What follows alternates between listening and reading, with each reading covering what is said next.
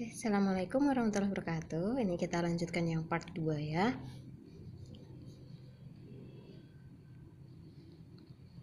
Oke, prosedur gravimetri di sini yang pertama adalah penyiapan larutan, pengendapan dulu. Pencernaan ini artinya apa? Ini di sini kita fase menunggu di mana agar pengendapannya itu sempurna, memperoleh endapan yang besar atau bulky. Nah, setelah itu penyaringan, pencucian alias pembilasan tadi ya, sama seperti pembilasan.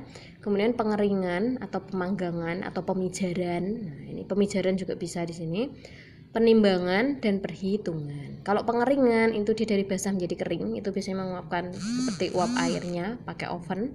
Pemanggangan ini juga pakai oven. Kemudian kalau pemijaran yang pakai muffle furnace, nah itu nanti jadinya abu ya, sama dengan pengabuan. Pemijaran, pengabuan boleh. Oke, kalau videonya ibu ini terlalu cepat, silahkan nanti kalian perlambat boleh ya. Nah, di sini untuk upload juga kita durasi waktunya terkait dengan kuotanya gitu. Oke, penyiapan larutan yang pertama di sini, pH sangat berpengaruh pada kelarutan endapan ya. Contohnya kalsium oksalat di sini dia tidak larut pada pH besar. Jadi pH-nya dibuat cenderung besar ya. Kemudian oksalat membentuk asam lemah pada pH kecil.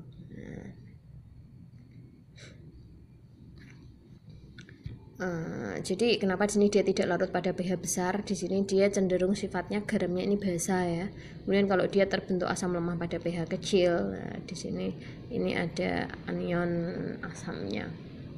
Kemudian contohnya oksin mengendapkan sejumlah besar unsur, tetapi dengan pengontrolan pH unsurnya dapat diendapkan secara selektif.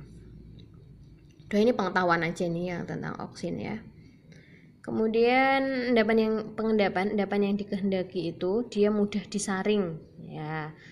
Mudah disaring alias endapannya besar. Dia mudah dibersihkan dari pengotornya. Jadi ketika dicuci nanti pengotornya bisa larut, bisa hilang gitu ya. Jadi endapannya bersih, murni.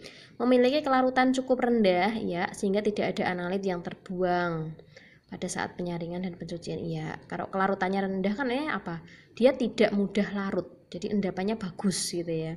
Dia tidak mudah larut pada penyaringan atau pencucian. Kemudian tidak reaktif terhadap udara, jelas kalau higroskopis. Nah, higroskopis di sini akan sulit, nanti endapanmu berkurang karena dia kalau enggak bertambah gitu ya. Bukan berkurang, bertambah di sini. Karena dia kalau mengikat udara, nah, endapanmu masanya akan jadi lebih besar gitu. Kemudian setelah dikeringkan menghasilkan produk yang diketahui komposisinya ya, alias dia murni tadi ya gitu. Agen pengendap alias reagen pengendap. Di sini dia spesifik hanya bereaksi dengan satu spesies kimia. Jadi dia hanya bereaksi dengan satu senyawa.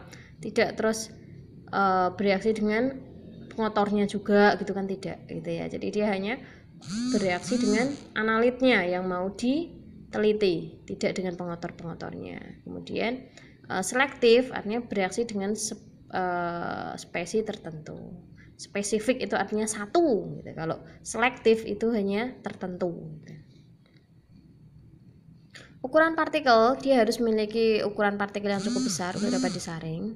Ion dalam larutan biasanya 10 pangkat min 8 Armstrong.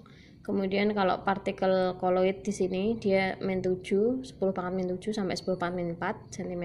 Kalau kristalin 10 pangkat min 4 cm. Nah, di sini kita kalau pengendapan itu ukurannya kristalin ini gitu ya. Kalau koloid dia tidak bisa disaring. Koloid contohnya seperti susu, santan itu kan dia disaring tetap butek ya, tetap keruh gitu. Tapi kalau kristalin ini dia sudah ada endapannya di sini. Nah, kita kalau pengendapan itu ukurannya endapan kristalin di sini minimal 10 pangkat min 4 cm. Kemudian di sini ukuran partikel endapan berbanding terbalik dengan kelewat jenuhan relatif dari larutan. Nah, ini dijelaskan atau di skip ya, atau besok biar dijelaskan di mapel gravimetri ya, di mata praktik ya. Oke, kita next aja ya. Kita next saja. Nah, di sini oke. RSS itu tadi, relative super saturation itu istilahnya RSS ya.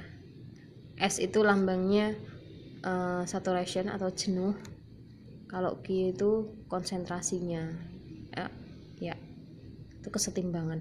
Oke, biar dijelaskan gravimetri aja ya. Nah, ini aja kita.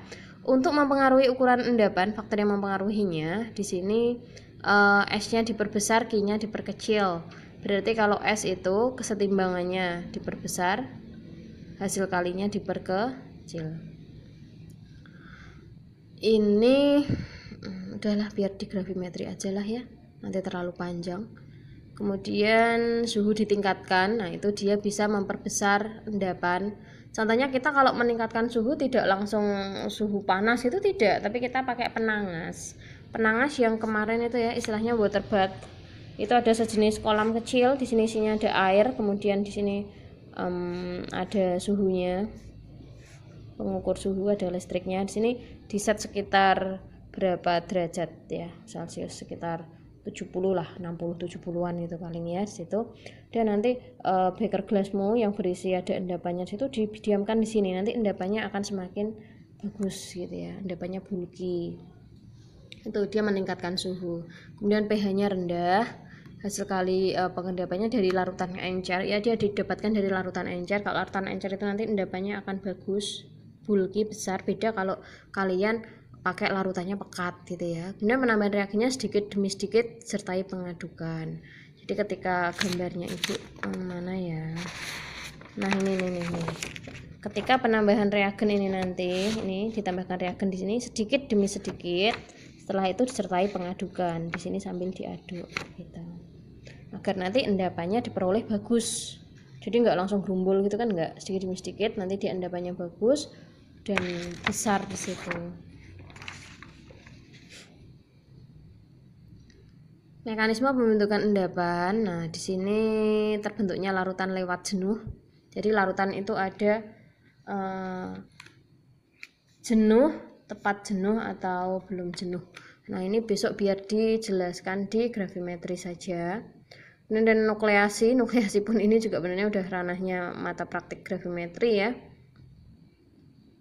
Ini bisa induksi, udah ini kita skip saja. Kalau spontan itu dari ini langsung terbentuk endapan seperti ini, tapi kalau induksi di sini ada yang menginduksi.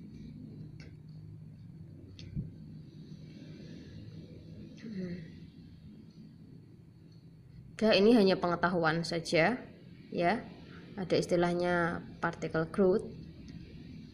Di sini nanti ion-ionnya akan tertarik sehingga terbentuk endapan seperti ini. Ini endapan. Ini kan partikel-partikel ya, atom-atom ion-ionnya.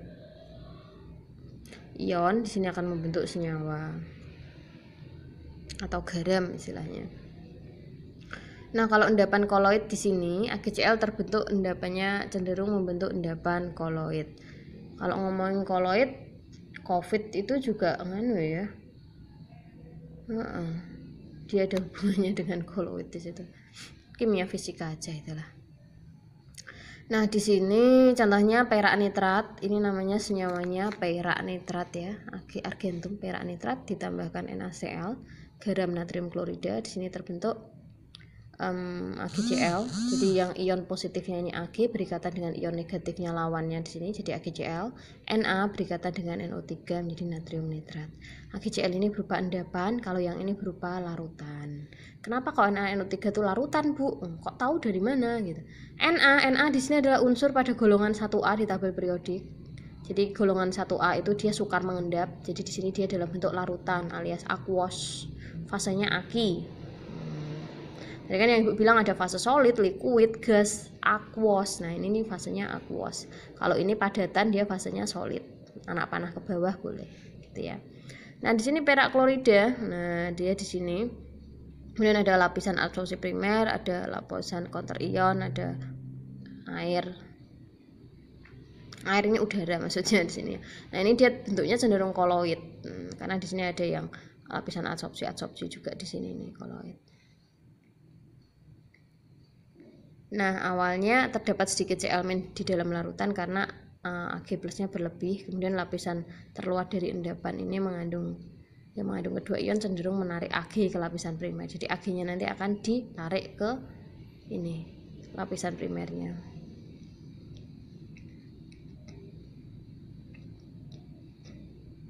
Nah, di sini ukuran koloidnya dapat ditingkatkan dengan pemanasan tadi. Pemanasannya maksudnya Ibu tadi penangas tadi ya, atau water bath. Water bath. Kemudian dapat ditingkatkan dengan pemanasan, disertai pengadukan bisa, penambahan elektrolit bisa. Mengubah koloid sehingga dapat disaring disebut koagulasi atau aglomerasi. Penggumpalan ya. Koloid dijadikan bentuk kristalin. Nah, koloid kan tadi di tengah-tengah tadi ya, ada bentuk kristalin, ada koloid gitu. Nah, itu agar koloid bisa menjadi bentuk kristalin, di sini dia melalui proses koagulasi atau aglomerasi. Ini tadi. Agar dia bisa disaring. Dengan cara apa? Aglomerasi atau koagulasinya pemanasan, pengadukan, atau penambahan larutan tertentu atau elektrolit tertentu. Nah, koagulasi di sini dia awalnya kan seperti ini. Nah, ini dia menggumpal, mengumpul, sini menggumpal. Koloid bila berkoagulasi mengangkut turun sejumlah besar air menghasilkan endapan mirip gel. Nah, ada liofil, hidrofil, emulsi, koloid, afinitas kuat terhadap larut air. Nah, ini sebatas pengetahuan aja ya. Besok akan dipelajari lagi di kelas 2 pada kimia fisika materi koloid gitu. Nah, ini contohnya besi hidroksida FeOH3. Dia liofob alias apa? Tidak suka pelarutnya ya. Nah, dia dalam bentuk suspensi sini, dia mempunyai afinitas terhadap pelarutnya rendah. Yang ini tadi yang liofil. Oh, liofil. Ini yang suka ya. Maaf. Ini afinitas kuat atau suka pelarutnya, dia menarik pelarutnya. Kalau yang ini liofob tidak suka pelarutnya, ini contohnya AgCl. Nah, afinitas itu apa? Daya tarik, intinya seperti daya tarik lah ya. Daya tariknya rendah gitu. Karena dia tidak suka sini, tidak suka pelarutnya. Dan ini pengetahuan aja, besok akan dipelajari lagi di kimia fisika bagian koloid. Nah, di sini dia suspensi koloid stabil karena partikelnya bermuatan sama. Dia dihasilkan dari kation anion yang terikat ke permukaan partikel. Prosesnya dinamakan penyerapan atau adsorpsi. NaCl tambah NO3 maka terbentuk tadi AgCl bermuatannya positif karena adanya ion Ag+ yang berlebihan, muatannya cenderung positif. Akan negatif apabila NaCl ditambahkan terus ya. Nanti si Ag+-nya kan akan berikatan dengan Cl-nya di sini. Gitu ya. Ini membentuk electric double layer yang menstabilisasi koloid. Dua pendekatan yang bisa dipakai agar koloid berkoagulasi dengan cara pemanasan tadi ya, pengadukan. Di sini memudahkan partikel ya. Udah ini pengetahuan aja, nggak apa-apa. Kemudian meningkatkan konsentrasi elektrolit tadi ditambahkan selain pemanasan pengadukan bisa juga ditambahkan larutan elektrolit tadi.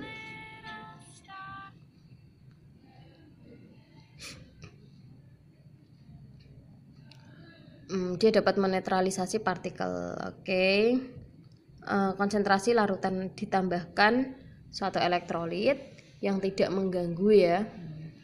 Tidak mengganggu agar menetralisasi partikel. Nah, ini. Kopresipitasi yaitu di mana senyawa yang mudah larut ikut mengendap bersama dengan analit. Ya. Yang seharusnya dia tidak mengendap gitu. Contohnya asam sulfat tambahkan pada BaCl2 mengandung sedikit nitrat ternyata endapan. Nah, ini ditambahkan ini hasilnya kan Ba. Ini salah tulis ya. Harusnya indeks itu kecil, hanya 2, 4-nya kecil. Cl-nya 2 ini juga kecil gitu. Nah, di sini nanti reaksi yang terjadi Ba berikatan dengan SO4 menjadi BaSO4 di sini. Dia ternyata masih mengandung barium nitrat. Si nitrat ini mengganggu, dia mengikat juga si Ba gitu ya. Nah, nitrat itu dikopresipitasikan bersama dengan sulfatnya. Akhirnya dia diendapkan bareng bersama sulfatnya. Setelah sampel berisi analit yang dikehendaki diperoleh, bisa dilakukan penimbangan, merubah sampel ke dalam bentuk yang dapat ditimbang. Jadi setelah endapan kamu peroleh, tadi kan endapannya ini tadi ya. Nah, ini endapan sini. dapat diperoleh endapan. Nah, udah tambahkan reagen mengendap. Di sini bisa kita mengubah sampel ke dalam bentuk yang dapat ditimbang. Kalau seperti ini kan nggak bisa nih, ini harus disaring dulu ya. Jadi seperti ini nanti berikutnya adalah proses penyaringan. Ini Ibu gambarkan penyaringan yang sederhana ya. Ada kertas saring, silahkan disaring di sini. Ini nanti pakai ring boleh, pakai tiang gini boleh ya. Disaring. Ini filtratnya ada di sini, filtrat. Nah, ini presipitatnya ada di sini, endapannya. Ini namanya presipitat atau endapan. Yang ini namanya, yang bawah cairan namanya filtrat. Ini setelah diperoleh di sini nanti kalau misalkan pakai oven ya, oven bisa pakai kaca arloji di sini, dan ini kertas saringnya diletakkan di sini di oven boleh, di oven. Kalau yang muffle berarti silahkan dimasukkan ke dalam krus porselin. Ada tutupnya ya. Ini krus itu di muffle furnace.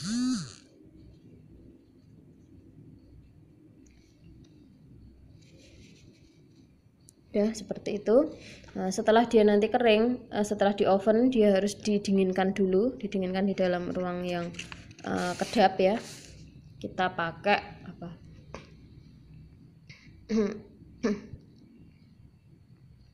Pakai apa itu? Nanti didinginkan dulu baru ditimbang gitulah ya. Maaf.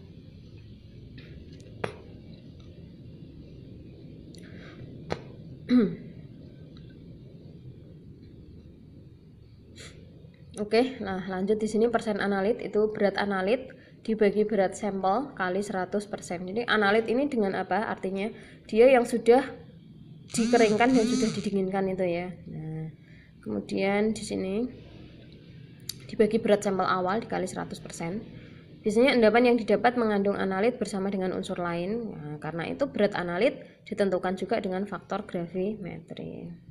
Faktor gravimetri itu AR atau MR senyawa yang ditentukan dibagi MR senyawa dalam bentuk yang ditimbang.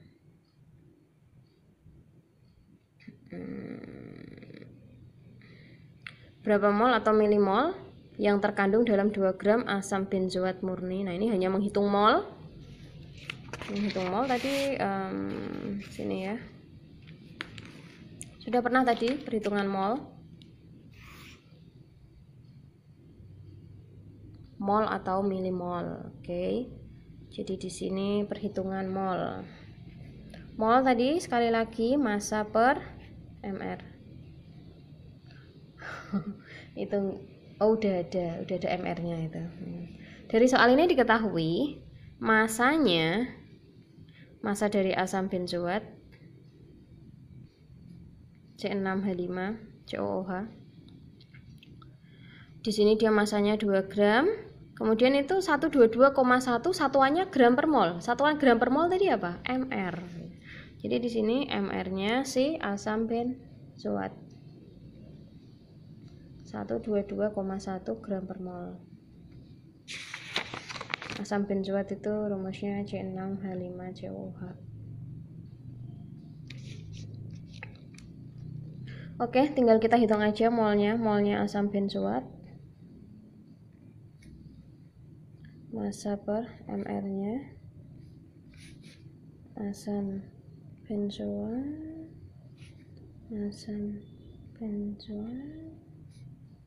Ibu tulisannya sengaja jelek nggak apa-apa ya, biar nyeni. 2 gram. Tapi kalau kalian besok kalau ulangan yang bagus, nanti ibu nggak bisa baca loh ya. 122,1 gram per mol. Oke, gram dengan gram dicoret, molnya akan naik menjadi di sini. Nah, kita hitung kalkulator. Kimia itu enak, boleh pakai kalkulator. Beda seperti matematika, nggak boleh pakai kalkulator ya. Nah, kita kalau yang bagus itu sebenarnya perhitungan itu 4 angka di belakang koma. Tapi kadang kalau kadar bolehlah 2 angka di belakang koma. Tapi kalau mol ini kita usahakan selalu 4 angka di belakang koma ya. 0,0164 mol. Nah, di sini ini 0,01638. Nah, karena kita 4 angka di belakang koma, 016 ini pembulatannya jadi 4 gitu. Udah. Hanya seperti ini. Gampang kan? Kalian tahu ini MR-nya didapat dari mana? Nah, didapat dari 6 kali AR-nya C ditambah 5 kali AR-nya H tambah 1 kali ARC. Ini kalau enggak 7 ya, boleh 6 ditambah 1 kan jadi 7. 7 kali ARC tambah ini 5, ini 1, berarti 6. 6 kali ARH ditambah 2 kali ARO. Bu, kenapa kok nulisnya C6H5COOH? Kenapa enggak C7 H6O2 gitu, karena ini terkait dengan gugus fungsi, dia gugus fungsinya karboksilat COOH di sini. Nah, jadi memang penulisannya seperti ini. Jadi harusnya dia tuh C6H5 mengikat ada gugus karboksilat COOH di sini, karena kita jadi penulisannya C6H5COOH bukan C7H6O2 gitu ya. Kita lebih familiar pakai yang ini.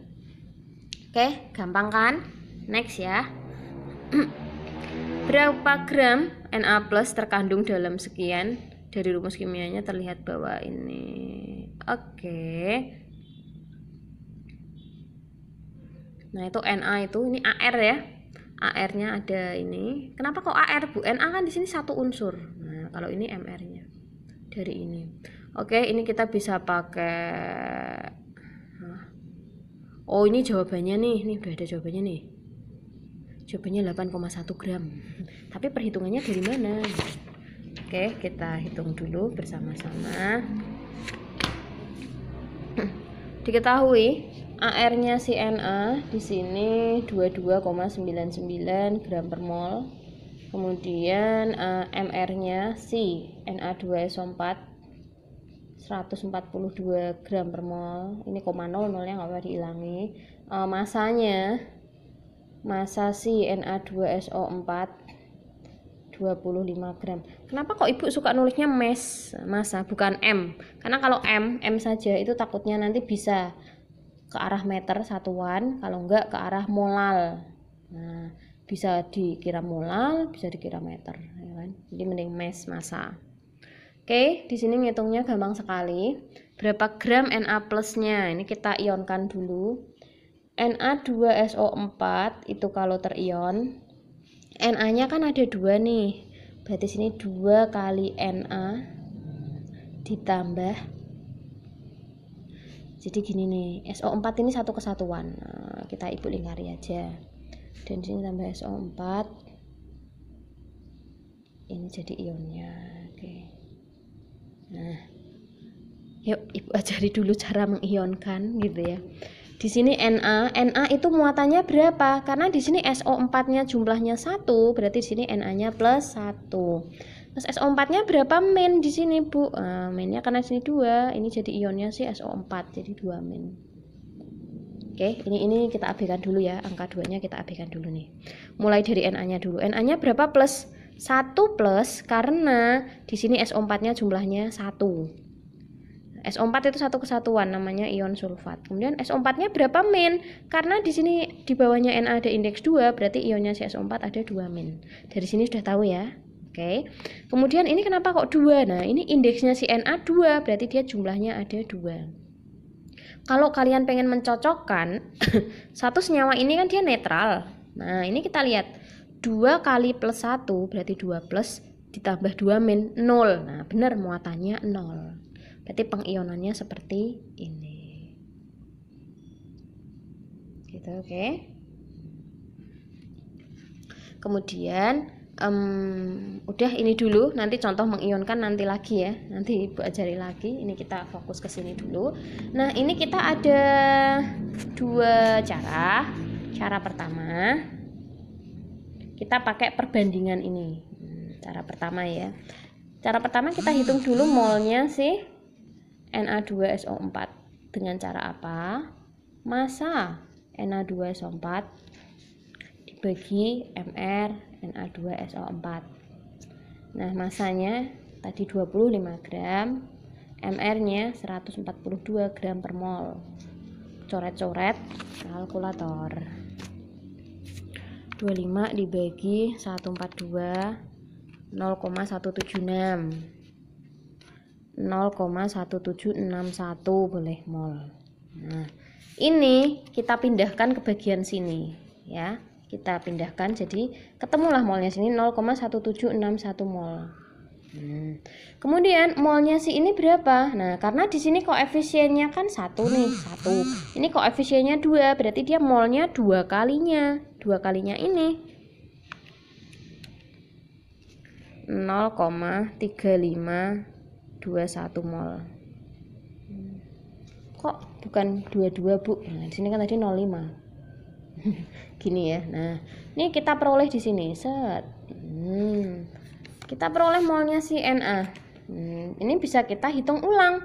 Molnya si Na plus sama dengan massa si Na plus dibagi apa? AR Na plus. Nah, kita hitung. Molnya si Na 0,3521 mol. Massa Na ditanya AR-nya tadi 22,99 gram per mol. Bisa kita hitung. Tinggal kali silang ya. Massa Na plus. Ups, enggak fokus ternyata. Tinggal ini kali ini. Kali 22,99. Nah, 8,0951 gram. Bolehlah kalau seandainya mau kalian bulatkan, jadinya 8,10 gram. Betul. Nah, kalau kalian pengen tahu itu. Ini tadi cara pertama. Cara kedua, besok kalau seandainya kalian ulangan seperti ini keluar, boleh mengerjakan dengan salah satu cara. Cara kedua, di sini kita pakai perbandingan.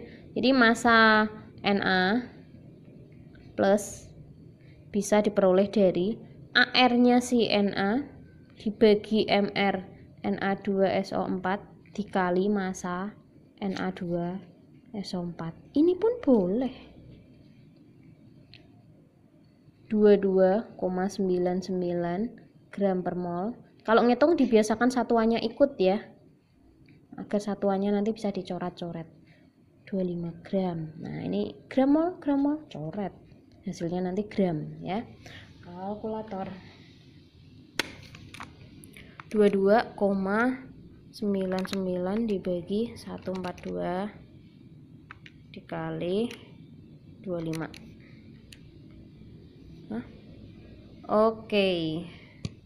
Kalian ternyata harus hati-hati di sini. Di sini hasilnya 4,0475. Kenapa? Ada yang terlupakan. Apa itu? Na-nya di sini kan sebanyak 2 nih.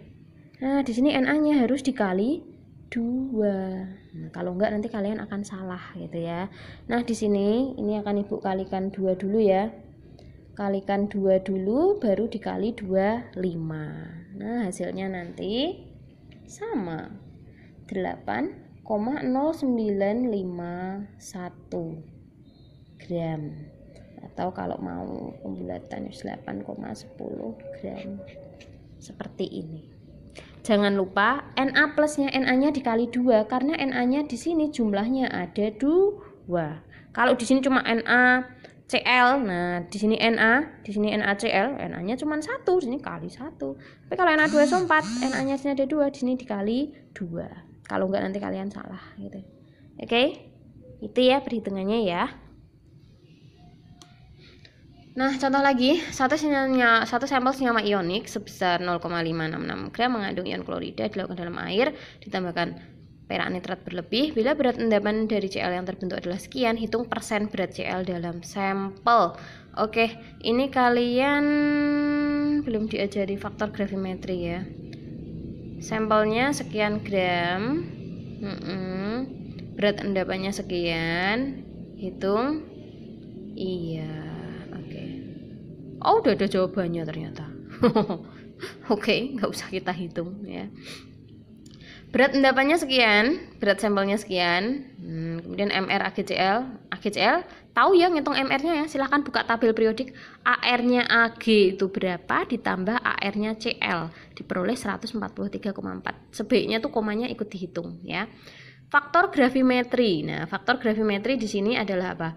Analit Analit yang dicari tadi apa? Persen CL, berarti analitnya adalah CL. Nah, berarti di sini AR-nya analit atau analit dibagi endapan, itu jadinya faktor gravimetri. Analitnya yang mau kalian cari kan kadar si CL. Oh, analitnya berarti CL, AR CL.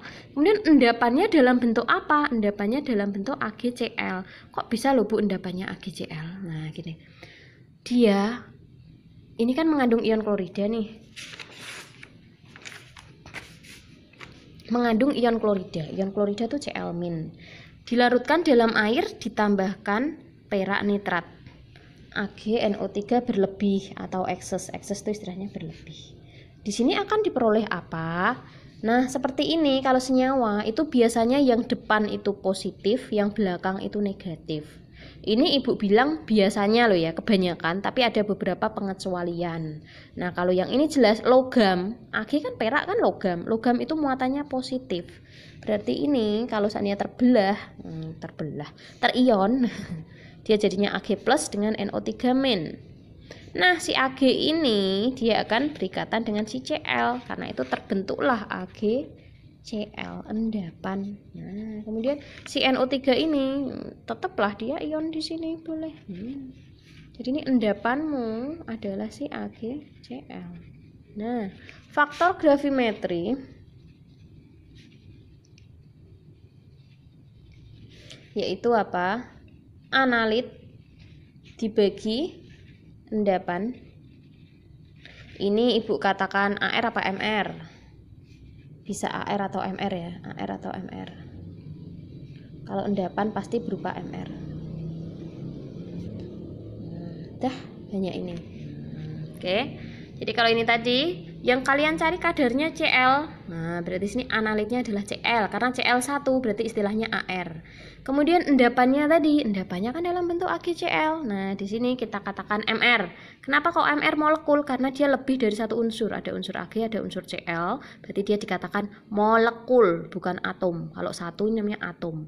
Massa atom relatif. Kalau ini lebih dari satu unsur namanya molekul. Massa molekul relatif, MR. Nah, di sini ArCl ini buka di tabel periodik, Cl itu 35,5. Tepatnya 35,45 dibagi MR AgCl tadi udah kalian hitung 143,4. Udah, ini faktor gravimetri. Persen Cl, kadar Cl berarti di sini sama dengan apa?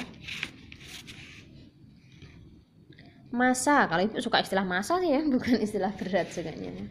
Massa endapan dibagi massa sampel. Tadi yang di slide sebelumnya kan sudah ada.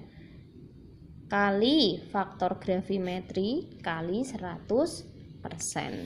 Udah ketemu massa endapanmu tadi 1,0882 gram, sampelnya 0,5662 gram kali faktor gravimetri si Cl. Jadi di sini boleh dituliskan boleh ArCl, MR AgCl kali 100%. 1,0882 gram boleh dicoret ya atas bawah ya.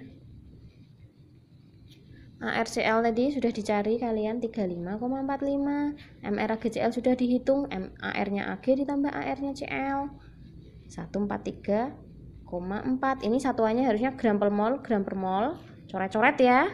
Kali 100%. Dah, hitung kalkulator. Ketemulah 47,51%. Nah, sama seperti yang itu. Sama. Oke, gitu ya. Udah selesai. Nah, ini untuk bekal kalian mengerjakan tugas besok. Oke, Ibu akhiri part 2. Assalamualaikum warahmatullahi wabarakatuh.